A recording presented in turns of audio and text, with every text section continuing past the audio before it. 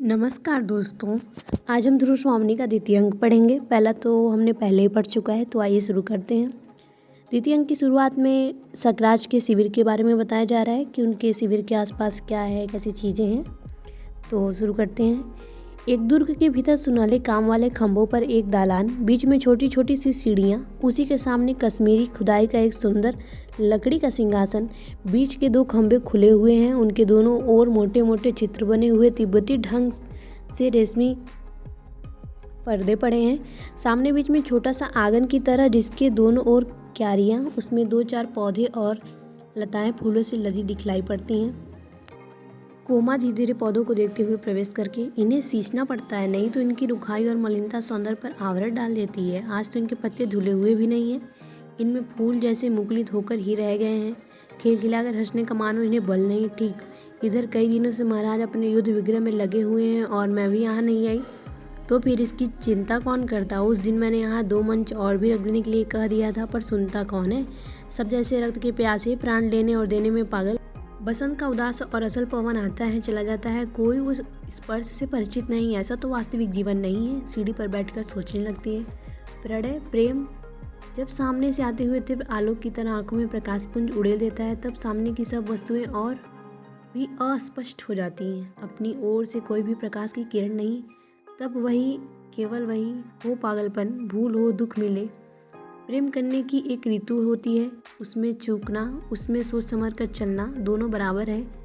सुना है दोनों ही संसार के चतुरों की दृष्टि से मूर्ख बनते हैं। तब कोमा तू किसे अच्छा समझती है? गीत गाती है। यौवन तेरी चंचल छाया, इसमें बैठे घूंट भर पी लूं जो रस तू है लाया। मेरे प्याले में पद बनकर कब तू छड़ी समाया, जीवन वंशी के छिद्रों में स्वर बनकर लहराया। पल भर रुकने वाले कह तू पथिक कहाँ से आया। चुप होकर आंखें बंद किए हुए तन्मय होकर बैठी रह जाती है। सकराज का प्रवेश, हाथ में एक लंबी तलवार लिए चिंतित भाव से आंगन इस तरह खड़ा होता है जिससे कोमा को नहीं देखता। सकराज खिंगल अभी नहीं आया क्या? वह बंदी तो नहीं कर लिया गया? नहीं, यदि वे अंधे नहीं हैं तो उन्हें अपनी सिर पर खड़ी विपत्ति दिखाई देनी चाहिए। विपत्ति केवल उन्हीं पर तो नहीं है, हम लोगों को भी रक्त की नदी बहानी पड़ेगी। चित्त बड़ा चंचल हो रहा है, तो बैठ जाऊं इस एकांत में, अपने बिखरे हुए मन को संभाल लूं। इधर उधर देखता है। कोमा आड़ पाकर खड़ी होती, उसे देखकर, अरे कोमा, कोमा। हाँ महाराज, क्या आज्ञा है? उससे स्निग्ध भाव से देखकर, आज्ञा नहीं कोमा, तुम्हें आज्ञा न दूंगा। तुम रूठी हुई सी क्यों बोल रही हो? कोमा, रूठने का सुहाग मुझे कब मिला? सकराज, आज मैं जैसे भीषण परिस्थिति में हूँ, उसमें अन्य मनस्क होना स्वाभाविक है, तुम्हें यह भूल न जाना चाहिए। कोमा, तो क्या आपकी दुश्चिंताओं में मेरा भाग नहीं? मुझे उससे अलग रखने से क्या वह परिस्थिति कुछ सरल हो रही है? सकराज, तुम्हारे हृदय को उन दुर्भावनाओं में डालकर व्यतीत नहीं करना चाहता। मेरे सामने जीवन मरण का प्रश्न है। कोमा, प्रश्न स्वयं किसी के सामने नहीं आते। मैं तो समझती हूँ मनुष्य उन्हें जीवन के लिए उपयोगी समझता है। मकड़ी की तरह लटकने के लिए अपने आप ही चारा बुनता है। जीवन का प्राथमिक प्रश्न उल्लास मनुष्य के भविष्य में मंगल और सौभाग्य को आमंत्रित करता है, उससे उदासीन न होना चाहिए महाराज। सौभाग्य और दुर्भाग्य मनुष्य की दुर्बलता के नाम है। मैं तो पुरुषार्थ को ही अपना नियामक समझता हूँ। पुरुषार्थ ही सौभाग्य को खींच लाता है। हाँ, मैं इस युद्ध के लिए उत्सुक नहीं था कोमा, मैं ही दिग्विजय के लिए नहीं निकला था। कोमा, संसार के नियम के अनुसार आप अपने से महान के सम्मुख थोड़ा सा विनीत बनकर उस उपद्रव से अलग रह सकते थे। सकराज, यही तो मुझसे नहीं हो सकता। कोमा, अभावमयी लघुता में अपने को महत्वपूर्ण दिखाने का अभिनय न करे तो क्या अच्छा नहीं है? यह शिक्षा भी रहने दो कोमा, मैं किसी से बड़ा नहीं हूँ तो छोटा भी नहीं बनना चाहता। तुम अभी तक पसाड़ी प्रतिमा की तरह वहीं खड़ी हो, मेरे पास आओ। पसाड़ी? हाँ राजा, पसाड़ी के भीतर कितने मधुर स्रोत बहते रहते हैं, उनमें मदिरा नहीं, शीतल जल की धारा बहती है, प्यासों की तृप्ति। सकराज, किंतु मुझे इस समय स्फूर्ति के लिए एक प्याला मदिरा चाहिए। कोमा, स्थिर दृष्टि से देखती हुई, मैं ले आती हूँ, आप बैठिए। कोमा एक छोटा सा मंच रख देती है और चली जाती है। सकराज मंच पर बैठ जाता है। और खिंगल का प्रवेश। कहो जी, क्या समाचार है? महाराज, मैंने उन्हें अच्छी तरह समझा दिया कि हम लोगों का अवरोध दृढ़ है, उन्हें 2 में से एक करना ही होगा, या तो अपने प्राण दें अन्यथा मेरी संधि के नियमों को स्वीकार करें। सकराज उत्सुकता से, तो वे समझ गए? दूसरा उपाय ही क्या था? यह छोकड़ा रामगुप्त समुद्रगुप्त की तरह दिग्विजय करने निकला था। उन्हें इन बीहड़ पहाड़ी घाटियों का परिचय नहीं मिला था, किंतु सब बातों को समझकर वो अपने नियमों को मानने के लिए बाध्य हुआ। सकराज प्रसन्नता से, हैं, तुम सच कहते हो? मुझे आशा नहीं। क्या मेरा दूसरा प्रस्ताव भी रामगुप्त ने मान लिया? स्वर्ण के कलश में मदिरा लेकर कोमा चुपके से आकर पीछे खड़ी हो जाती है। खिंगल, हाँ महाराज, उसने मांगे हुए सब उपहारों को देना स्वीकार किया और ध्रुवस्वामिनी भी आपकी सेवा में शीघ्र ही उपस्थित होती है। कोमा चौंक उठती है। सकराज प्रसन्नता से खिंगल के हाथों को झकझोरने लगता है। खिंगल, तुमने कितना सुंदर समाचार सुनाया। देवपुत्रों की स्वर्गीय आत्माएं प्रसन्न होंगी। उनकी पराजयों का यह प्रतिशोध है। हम लोग गुप्तों की दृष्टि में जंगली, बर्बर और असभ्य थे, तो फिर मेरी प्रतिहिंसा ही बर्बरता के अनुकूल होगी। हाँ, मैंने अपने सुर सामंतों के लिए भी स्त्रियाँ मांगी तो वे भी साथ ही आएंगी। तो फिर सोने की झांझ वाली नाच का प्रबंध करो। इस विजय का उत्सव माना जाए और मेरे सामंतों को भी शीघ्र बुला लाओ। खिंगल का प्रवेश। सकराज अपनी प्रसन्नता में ओदिन सा इधर उधर टहलने लगता है और कोमा अपनी कलश लिए हुए धीरे धीरे सिंहासन के पास जाकर खड़ी हो जाती है। 4 सामंतों का प्रवेश। दूसरी ओर से नर्तकाओं का दल आता है। सकराज उनकी ओर ही देखता हुआ सिंहासन पर बैठ जाता है। सामंत लोग अपने पैरों के नीचे सीढ़ियाँ पर बैठे हैं। नर्तिकाएं नाचती हुई गाती हैं। दोस्तों, नर्तिकाएं नाचती हुई गाती हैं और ये गाना है। सकराज बहुत प्रसन्न है और वो प्रसन्नता का आनंद उठा रहा है। तो चलिए आगे बढ़ते हैं। नर्तिकाएं जाने लगती हैं। श्रीमान, इतनी बड़ी विजय के अवसर पर इस सूखे उत्सव से संतोष नहीं होता, जबकि कलश सामने भरा हुआ रखा है। सकराज, ठीक है, इन लोगों को केवल कहकर ही नहीं, प्याले भरकर भी देनी चाहिए। सब पीते हैं। नर्तिकाएं एक एक को सानुरोध पान कराती हैं। दूसरा सामंत, श्रीमान की आज्ञा मानने के अतिरिक्त दूसरी गति नहीं। उन्होंने समझ से काम लिया, नहीं तो हम लोगों को इस रात की कालिमा में रक्त की लाली मिलानी पड़ती। तीसरा सामंत, क्यों बकबक करते हो? चुपचाप इस बिना परिश्रम की विजय का आनंद लो। लड़ना पड़ता तो सारी हेकड़ी भूल जाते। दूसरा सामंत, हमसे? तीसरा सामंत, हाँ जी, तुमसे। तो फिर आओ तुम्ही से निपट लें। सब परस्पर लड़ने की चेष्टा कर रहे हैं। सकराज खिंगल को संकेत करता है कि वह उन लोगों को बाहर लिवाया जाता है। तुर्यनाथ, रात्रि के आगमन की सूचना हो गई। दुर्ग का द्वार अब शीघ्र ही बंद होगा। अब तो हृदय अधीर हो रहा है। खिंगल का पुनः प्रवेश। दुर्ग तोरण में सेविकाएं आ गई हैं। सकराज गर्व से, तब विलंब क्यों? उन्हें अभी ले आओ। किंतु रानी की एक प्रार्थना है। क्या? वह पहले केवल श्रीमान से ही भेंट करना चाहती हैं। उसकी मर्यादा। सकराज इस बात पर हंसने लगता है। क्या कहा मर्यादा? भागने झुकने के लिए जिन्हें विवश कर दिया, उन लोगों के मन में मर्यादा का ध्यान और अधिक रहता है। यह उनकी दयनीय दशा है। खिंगल, वह श्रीमान की रानी होने के लिए आ रही हैं। हंसकर, अच्छा, तुम मध्यस्थ हो ना? तुम्हारी बात मानकर मैं उससे एकांत में ही भेंट करूंगा। जाओ। खिंगल का प्रस्थान। कोमा, महाराज, मुझे क्या आज्ञा है? सकराज चौंक कर, अरे, तुम अभी यहीं खड़ी हो? मैं तो जैसे भूल ही गया था। हृदय चंचल हो रहा है। मेरे समीप आओ। कोमा, नई रानी के आगमन की प्रसन्नता से। सकराज संभल कर, नई रानी का आना क्या तुम्हें अच्छा नहीं लगा? कोमा, संसार में बहुत सी बातें बिना अच्छी हुए भी अच्छी लगती हैं और बहुत सी बातें बुरी मालूम पड़ती हैं। तुम तो आचार्य मिहिर देव की तरह दार्शनिकों की सी बातें कर रही हो। कोमा, वे मेरे पिता तुल्य हैं। उनकी शिक्षा से मैं पली हूँ। हाँ ठीक है, जो बातें राजा को अच्छी लगे वे ही मुझे भी रुचनी ही चाहिए। राजा तुम्हारे स्नेह की सूचनाओं की सहज प्रसन्नता और मधुर आलापों ने जिस दिन मन के नीरस और नीरव शून्य में संगीत की, वसंत की और मकरंद की सृष्टि की थी, उसी दिन से मैं अनुभूतिमय बन गई हूँ। क्या वह मेरा भ्रम था? कह दो कि वह तेरी भूल थी। उत्तेजित कोमा सिर उठाकर राजा से आंख मिलाती है। सकराज संकोच से, नहीं कोमा, वह भ्रम नहीं था। मैं सचमुच तुमसे प्यार करता हूँ। कोमा उसी तरह, तब भी यह बात? सकराज ससंग, कौन सी बात? कोमा, जो आज होने जा रही है मेरे राजा।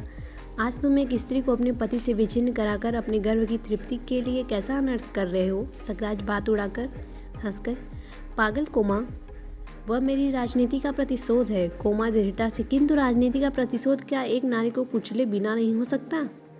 सकराज, जो विषय न समझ में आवे उस पर विवाद न करो। कोमा, मैं क्यों न करूं? किंतु नहीं, मुझे विवाद करने का अधिकार नहीं, यह मैं समझ गई। वह दुखी होकर जाना चाहती है। किंतु दूसरी ओर से मिहिर देव का प्रवेश। सकराज, धर्मपुज, मैं वंदना करता हूँ। मिहिर देव, कल्याण हो। कोमा के सिर पर हाथ रखकर, बेटी, मैं तो तुमको ही देखने चला आया, तुम उदास क्यों है? सकराज की ओर मुख दृष्टि देखने लगता है। सकराज, आचार्य रामगुप्त का दर्प दलन करने के लिए मैंने ध्रुवस्वामिनी को उपहार में भेजने की आज्ञा उसे दी थी। आज रामगुप्त की रानी मेरे दुर्ग में आई है। कोमा को इसमें आपत्ति है। मिहिर देव गंभीरता से, ऐसे काम में तो आपत्ति होनी ही चाहिए राजा। स्त्री का सम्मान नष्ट करके तुम जो भयानक अपराध करोगे उसका फल क्या अच्छा होगा? और भी यह अपनी भावी पत्नी के प्रति तुम्हारा अत्याचार होगा। सकराज, भावी पत्नी? मिहिर देव, अरे क्या तुम इस छड़ी सफलता में प्रमत्त हो जाओगे? क्या तुमने अपने आचार्य की प्रतिपालिता कुमारी के साथ स्नेह का संबंध नहीं स्थापित किया है? क्या इसमें भी संदेह है? राजा, स्त्रियों का स्नेह विश्वास भंग कर देना कोमल तंत्र को तोड़ने से भी सहज है, परंतु सावधान होकर उसके परिणाम को भी सोच लो। सकराज, मैं समझता हूँ कि आप मेरे राजनीतिक कामों में हस्तक्षेप न करें तो अच्छा हो। राजनीति मनुष्यों के लिए सब कुछ नहीं है। राजनीति के पीछे नीति से भी हाथ न धो बैठो, जिसका विश्व मानव के साथ व्यापक संबंध है। राजनीति ही साधारण छलनाओं से प्राप्त करके क्षण भर के लिए तुम अपने को चतुर समझने की भूल कर सकते हो, परंतु इस भीषण संसार में एक प्रेम करने वाले हृदय को खो देना सबसे बड़ी हानि है। सकराज, दो प्यार करने वाले हृदयों के बीच में स्वर्गीय ज्योति का निवास है। सकराज, बस बहुत हो चुका। आपके महत्व की भी कोई सीमा होगी। अब आप यहाँ से नहीं जाते तो मैं ही चला जाता हूँ। प्रस्थान। मिहिरदेव, चल कोमा, हम लोगों को लताओं, वृक्षों और चट्टानों से छाया और सहानुभूति मिलेगी। इस दुर्ग से बाहर चल। कोमा गद्य कंठ से, पिताजी, खड़ी रहती है। मिहिरदेव, बेटी हृदय को संभाल कर सहन करने के लिए प्रस्तुत हो जा। प्रताड़ना भी बड़ा मोह होता है, उससे छोड़ने का मन नहीं करता। कोमा, छल का बहिरंग सुंदर होता है, विनीत और आकर्षक भी, पर दुखदायी और हृदय को भेदने के लिए इस बंधन को तोड़ डाल। कोमा सकुरण, तोड़ डालूं पिताजी? जिसे अपने आंसुओं से सींचा वही दुलार भरी वल्लरी मेरी आंख बंद कर चलने में मेरे ही पैरों में उलझ गई।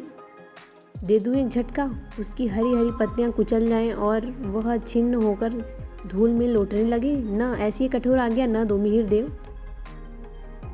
यहाँ तेरी भलाई होती तो मैं चलने के लिए न कहता। हम लोग अखरोट की छाया में बैठेंगे, झरने के किनारे दाख के कुंजों में निवास करेंगे। जब नीले आकाश में मेघों के टुकड़े मानसरोवर जाने वाले हंसों का अभिनय करेंगे, तब तू अपनी तकली पर ऊन काटती हुई कहानी कहेगी और मैं सुनूंगा। कोमा, तो चलूं?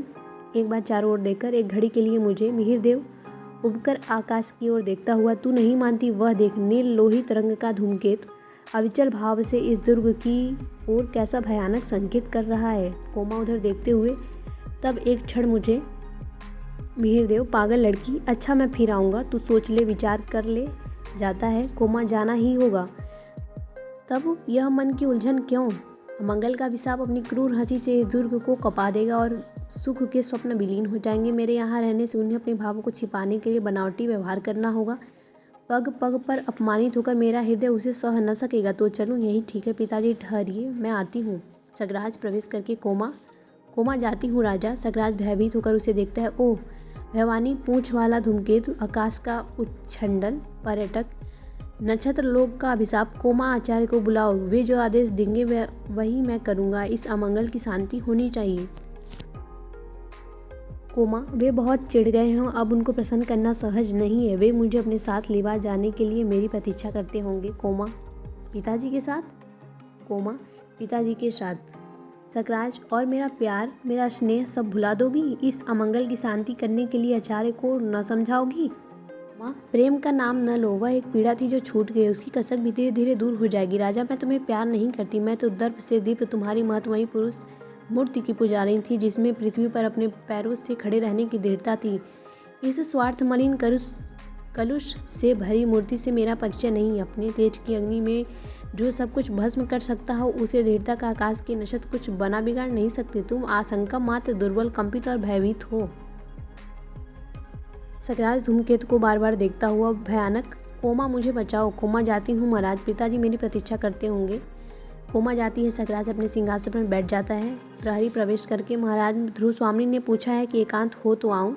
सकराज, हाँ, कह दो कि यहाँ एकांत है, और देखो कोई दूसरा न आने पावे। प्रहरी जाता है। सकराज चंचल होकर टहलने लगता है। धूमकेतु की ओर दृष्टि जाती है तो भयभीत होकर बैठ जाता है। सकराज, तो इसका कोई उपाय नहीं?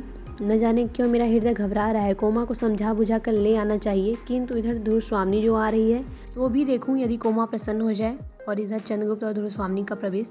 तुम आज कितनी प्रसन्न हो, और तुम क्या नहीं? मेरे जीवन निशीथ का ध्रुव नक्षत्र इस घोर अंधकार में अपनी स्थिर उज्ज्वलता से चमक रहा है। आज महोत्सव है ना? ध्रुव स्वामी, लौट जाओ, इस तुच्छ नारी के लिए इतने महान उत्सर्ग की आवश्यकता नहीं। चंद्रगुप्त, देवी, यह तुम्हारा क्षणिक मोह है, मेरी परीक्षा न लो। मेरे शरीर ने चाहे जो रूप धारण किया है, किंतु हृदय निश्चल है। अपनी कामना की वश सुना पाकर यह आत्महत्या जैसा प्रसंग तो नहीं। चंद्रगुप्त, तीखे वचनों से मर्माहत करके भी आज कोई मुझे इस मृत्यु पक्ष से विमुख नहीं कर सकता। मैं केवल अपना कर्तव्य करूं, इसी में मुझे सुख है। ध्रुव स्वामी संकेत करती है। सकराज का प्रवेश और दोनों चुप हो जाते हैं। सकराज, मैं किसको रानी समझूं? रूप का ऐसा तीव्र आलोक? नहीं, मैंने कभी नहीं देखा था। इसमें कौन ध्रुव स्वामिनी है? ध्रुव स्वामिनी, यह मैं आ गई हूँ।